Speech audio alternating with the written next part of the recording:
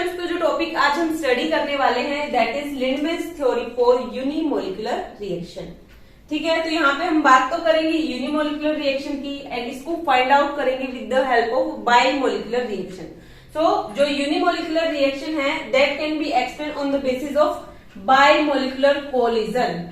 ठीक है, biomolecular collision से इसको हम फाइंड आउट करेंगे बिकॉज यहाँ पे जब हम बायोमोलिकुलर कोलिजन से इसको निकालते हैं so there is a time lag, time difference होता है एंड यहाँ पे जितने भी हमारे पास एक्टिवेटेड कॉम्प्लेक्सेस होंगे वो क्या करेंगे, या तो वो एक्टिव हो जाएंगे और फॉर्म करेंगे प्रोडक्ट, या फिर ये वापस से क्या हो सकते हैं, डीएक्टिवेट हो सकते हैं एंड करेंगे फॉर्मेशन रिएक्टेंट का। ऑलराइट, सो किस तरीके से होगा ये प्रोसेस हम देखेंगे एंड दस जो रेट होगा रिएक्शन का that will not proportional to all the activated molecule. तो इनका रेट जो है प्रोपोर्शनल नहीं होगा सारे जो एक्टिवेटेड मॉलिक्यूल है उनके, जो हमारे पास सिर्फ एक्टिव मॉलिक्यूल होंगे उन्हीं के डायरेक्टली प्रोपोर्शनल होगा इनका रेट। ओके, तो अब यहाँ पे लिंडमैन्स ने सजेस्ट किया था जो यहाँ पे हमारे पास रिएक्शन है वो हम लिख लेते हैं। तो हमारे पास जो रिएक्शन है that is 2A that gives C। तो यहाँ पे हमने क्या ले लिए हैं, दो मॉलिक्यूल ले लिए, इसीलिए हम यहाँ पे कंसीडर कर रहे हैं बायोमोलिकुलर कोलिजन रिएक्शन। ठीक है, तो रिएक्शन किस तरीके से होती है, A plus A reversible reaction होगी। तो यहाँ पे हमारे पास फॉर्मेशन होगा किसका, एक्टिवेटेड कॉम्प्लेक्स का। ठीक है, तो ये हो गया हमारे पास एक्टिवेटेड कॉम्प्लेक्स, इसको हम A स्टार से दिखाते हैं एक्टिवेटेड कॉम्प्लेक्स को, प्लस A। ठीक है, देन यहाँ पे हमारे पास रेट होगा K1, this is K2 and then ये एक्टिवेटेड कॉम्प्लेक्स जो है हमारे पास ये किसका फॉर्मेशन करेगा, यहाँ पे ये फॉर्मेशन करेगा प्रोडक्ट का। यहाँ पे हमारे पास रेट हो जाएगा K3।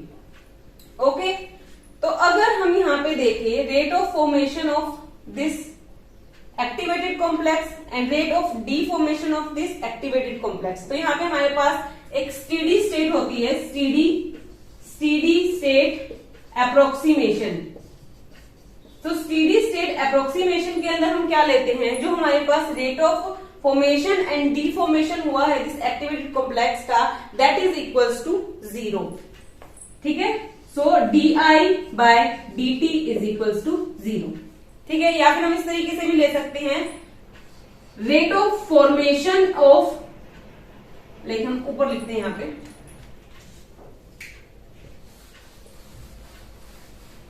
हम यहाँ पे लिख सकते हैं rate of formation of A star activated complex. यहाँ पे क्या लिख सकते हैं, rate of formation of A star that is equals to rate of deformation of A star। ठीक है, या तो हम ये वाला स्टेप करेंगे या फिर हम इस तरीके से भी कर सकते हैं, दोनों में से आप कुछ भी कर सकते हैं। तो सबसे पहले मैं स्टेडी स्टेट से करके बताती हूँ आपको, देन यही स्टेप आ जाएगा, इसके एक स्टेप के बाद हमारे पास यही आ जाएगा। सो स्टेडी स्टेप में हम क्या कर रहे हैं, लाइक हमको क्या लिखना है, रेट लिखना है। तो सबसे पहले हम देखते हैं K1 क्या है, K1 is the rate constant for activated complex. ठीक है, देन K2 हमारे पास क्या हो जाएगा, rate constant for deactivated complex. तो यहां से क्या हो रहा है, वापस से डीएक्टिवेट होके रिएक्टेंट में कन्वर्ट हो रहा है, यहां से कन्वर्ट हो रहा है किसके अंदर, एक्टिवेटेड कॉम्प्लेक्स के अंदर। एंड K3 क्या है, rate constant for formation of product. ठीक है, तो अब हम यहाँ क्या कर रहे हैं, स्टेडी स्टेट को 0 ले रहे हैं। किस तरीके से लेंगे, सबसे पहले हम देखते हैं यहाँ पे फॉर्मेशन किसका, A स्टार का। सो फॉर्मेशन कौन से स्टेप में हो रहा है, फॉरवर्ड स्टेप में फॉर्मेशन हो रहा है, like A they gives A star. तो हमारे पास रेट क्या हो जाएगा, rate is K1 into A like this, A। ठीक है, देन माइनस, बिकॉज यहाँ पे क्या हो रहा है हमारे पास, यहाँ पे तो फॉर्मेशन हो रहा था ए स्टार का, अब हम बैकवर्ड प्रोसेस में देखेंगे तो ए स्टार का क्या हो रहा है, डिफॉर्मेशन हो रहा है, डीएक्टिवेट हो रहा है ये। तो यहाँ पे क्या हो जाएगा हमारे पास माइनस, हम पूरी ब्रैकेट लगा लेते हैं, देन K2, क्योंकि बैकवर्ड डायरेक्शन का हमारे पास रेट क्या है K2, ठीक है, then A star, then A। And अगर हम यहाँ पे भी देखें तो यहाँ पे भी इसका क्या हो रहा है, डिफॉर्मेशन ही हो रहा है, क्योंकि ए स्टार किस में कन्वर्ट हो रहा है, प्रोडक्ट में। यहाँ पे भी क्या होता है, ए स्टार ए में एंड ए में कन्वर्ट हो रहा है, इसी तरीके से ए स्टार किस में कन्वर्ट हो रहा है, प्रोडक्ट में। तो ये भी हमारे पास कौन सा स्टेप है, rate of deformation. So plus हमने माइनस, इसके होल माइनस ले लिया, इसीलिए यहाँ पे प्लस, देन यहाँ पे हमारे पास रेट कॉन्स्टेंट क्या है, K3 into A star, K3 into A star, this is equals to 0। मतलब इस पूरे को हमको किसके इक्वल लेना है, 0 के इक्वल। इसी को हम बोल रहे हैं स्टेडी स्टेट। ओके, या फिर इसको डायरेक्ट भी आप कर सकते हैं किस तरीके से, लाइक K1 A, ठीक है, ये हमारे पास rate of formation of A star हो गया। हमने यहां से देखा था ए स्टार का फॉर्मेशन फर्स्ट स्टेप में हो रहा है, फॉरवर्ड स्टेप में, तो यहाँ इसका रेट ये हो गया। Then this is equals to rate of deformation. Deformation देखना है तो हमारे पास ये आ जाएगा इक्वल टू, ये वाला स्टेप मैं आपको बता रही हूँ किस तरीके से लेना है, K2, यहां पे क्या आ जाएगा, ए स्टार इंटू ए। इसी तरीके से यहां पे भी हमारे पास रेट ऑफ डिफॉर्मेशन ही हो रहा है, rate of deformation of A star, so plus this is K2 and यहाँ पे आ जाएगा K3, this is a star. ठीक है, तो आप इस तरीके से भी ले सकते हैं एंड इस टर्म को पूरी को क्या करेंगे हम, माइनस के उधर ले जाएंगे तो यही टर्म आ जाएगी। तो आप कोई भी स्टेप कर सकते हैं दोनों में से, चाहे तो आप स्टेडी स्टेट लगा लीजिए या फिर आप ऐसे लिख लीजिए rate of formation of A star, this is equal to rate of deformation of A star. ठीक है, तो ये वाली इक्वेशन आ गई है हमारे पास। अब हम यहां से क्या करेंगे, ए स्टार को कॉमन ले लेंगे।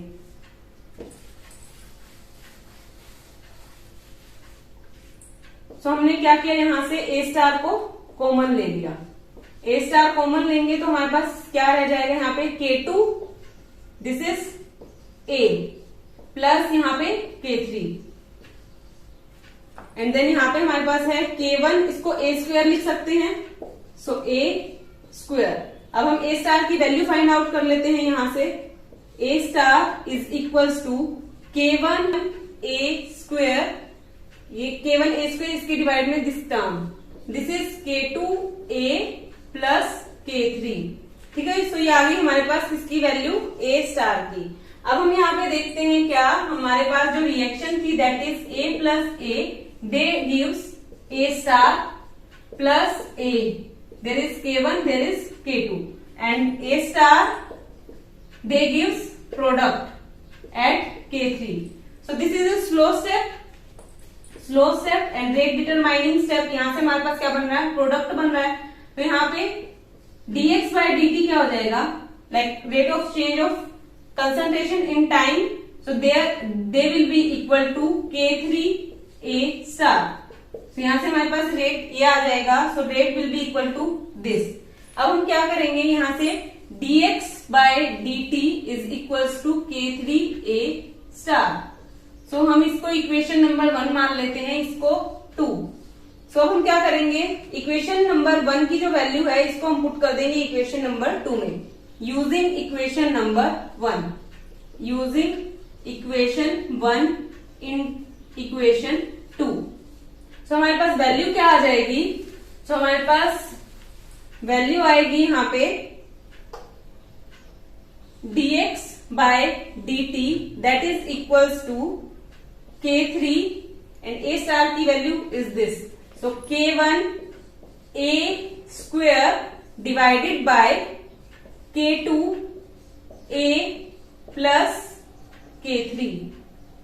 ठीक है, सो ये हमारे पास वैल्यू आ गई।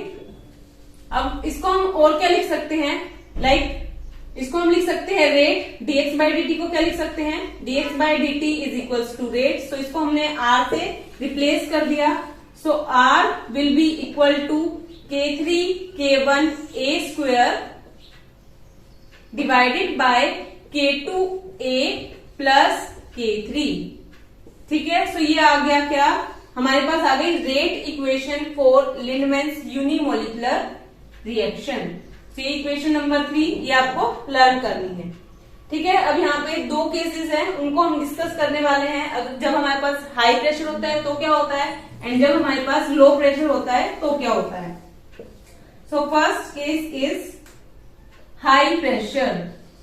हाई प्रेशर, सो हाई प्रेशर के ऊपर हमारे पास क्या होगा, ये जो K2A की जो वैल्यू है this will be very very greater than, so K2A is very greater than K3.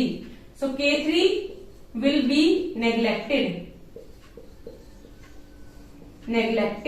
So हम K3 को क्या करेंगे, नेग्लेक्ट कर देंगे। So हमारे पास इक्वेशन यहाँ पे क्या आएगी, R is equals to K3 K1A square divided by K2A।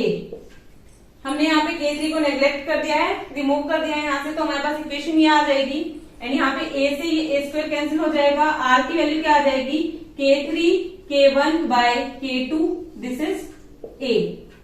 And ये जो है हमारे पास सारे के सारे कांस्टेंट है, K3 K1 K2, सो इसको हमने मान लिया K dash, r is equal to K dash a। तो ये हमारे पास इक्वेशन आ गई। तो यहाँ से हमको क्या पता चल रहा है कि यहाँ पे जो रेट है that is first order reaction. Like अगर हम यहाँ पे कंसंट्रेशन पावर देखें 1A की, that is 1, so this is first order reaction. First order reaction और यूनिमोलिकुलर रिएक्शन। ठीक है, तो यहां से हमको क्या पता चल रहा है, जब हमारे पास हाई प्रेशर होता है तो यहाँ पे हमारे पास यूनिमोलिकुलर रिएक्शन फर्स्ट ऑर्डर की होती है। अब हम देखते हैं सेकंड केस, जहां पे हमारे पास है low pressure. At low pressure, अगर हमारे पास लो प्रेशर है तो यहाँ पे जो K3 की जो वैल्यू है that will be very very greater than K2A। So K2A को हम नेग्लेक्ट कर देंगे, सो R की वैल्यू हमारे पास क्या आ जाएगी, K3 K1 divided by K3 and there is A square. ठीक है, सो K3 से K3 कैंसिल आउट हो जाएगा, R किसके इक्वल आया, K1 into A raise to the power 2। तो यहां से हमको क्या पता चल रहा है, रेट जो है यहाँ पे हमारे पास that is second order reaction. Like यहाँ पे हमारे पास कौन सी रिएक्शन होगी, इस कोफिशिएंट को देख के हम क्या बता सकते हैं, that is second order reaction. तो आप किस तरीके से इसको याद रखेंगे कि लो प्रेशर पे क्या होता है, हाई प्रेशर पे क्या होता है, तो इसको याद करने की एक ट्रिक है। सबसे पहले आप लिख लो हाई प्रेशर, यहां पे लिख लो लो प्रेशर। ठीक है, तो यहां पे हाई का मतलब क्या होता है, बहुत ज्यादा वैल्यू। जब हम बहुत ज्यादा वैल्यू लेते हैं तो यहाँ पे हमारे पास ऑर्डर जो होता है वो कम आता है। ठीक है, इस तरीके से आपको याद करना है ऑर्डर। तो अगर हमारे पास हाई प्रेशर है तो मतलब हमारे पास ऑर्डर क्या आएगा, कम आएगा, so this is first order. ठीक है, जब हमारे पास लो प्रेशर है मतलब प्रेशर की वैल्यू कम है, प्रेशर की वैल्यू कम है तो ये वाली चीज हमारे पास ज्यादा होगी, तो इसीलिए सेकंड ऑर्डर। ओके, सो इस तरीके से आपको इसको याद करना है, हाई प्रेशर पे first order and low pressure पे second order. Like high value है तो कम वैल्यू आएगी ऑर्डर की, अगर लो वैल्यू है प्रेशर की तो हमारे पास हाई वैल्यू आएगी ऑर्डर की। ठीक है, सो ये थी हमारे पास Lindemann's theory for unimolecular reaction. Hope ये टॉपिक आपको समझ आया होगा। Hit the like button, share with your friends and subscribe to my channel. Thank you so much.